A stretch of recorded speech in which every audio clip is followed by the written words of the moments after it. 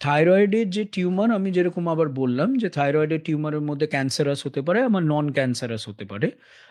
তো ক্যান্সার যে টিউমারটা হয় থাইরয়েডের, তাতে সবচেয়ে কমন হলো প্যাপিলারি ক্যান্সার অফ থাইরয়েড।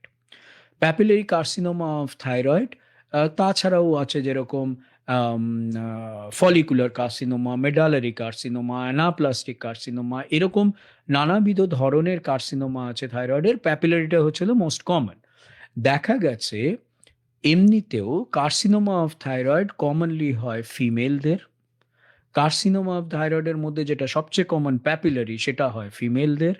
এবং এইটা দেখা গেছে আনফরচুনেটলি ইয়াং এজেই কিন্তু বেশি দেখা যায়।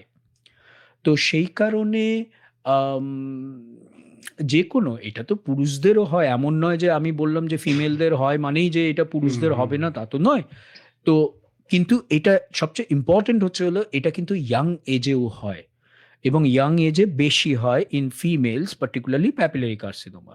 সেজন্য সোয়েলিং অফ দ্য থাইরয়েড নেকের সামনে, গলার সামনে যদি এরকম সোয়েলিং হয়ে থাকে, যে বয়সেই হোক না কেন, that needs to B investigated thoroughly before saying যে ও ঠিক আছে, ওটা কিছু নয়, গলায় একটা টিউমার কি থাইরয়েডে একটা টিউমার, কিছু করতে হবে না। কারণটা হলো, আমরা যেটা নিয়ে ভয় পাই বেশি, সেটা তো হচ্ছে ক্যান্সারটা নিয়ে বেশি হুম, ভয় পাই। হুম, হুম। যে যদি ক্যান্সারও হয়ে থাকে থাইরয়েডের, সেটার যদি ঠিকঠাক ইনিশিয়াল ট্রিটমেন্ট করে নেওয়া যায়, তাহলে কিন্তু results are very good. When I say results are very good, তার মানে কি সেই পার্টিকুলার মানুষটির যতদিন আয়ু ছিল, তার কিন্তু আয়ু ততদিনই থাকবে।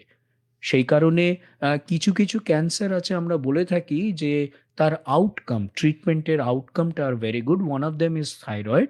কিন্তু থাইরয়েডের ক্যান্সারের ট্রিটমেন্ট কিন্তু যেরম ডাক্তারবাবু বলবেন, যত তাড়াতাড়ি হয় করে ফেললে সেটা কিন্তু ভালো।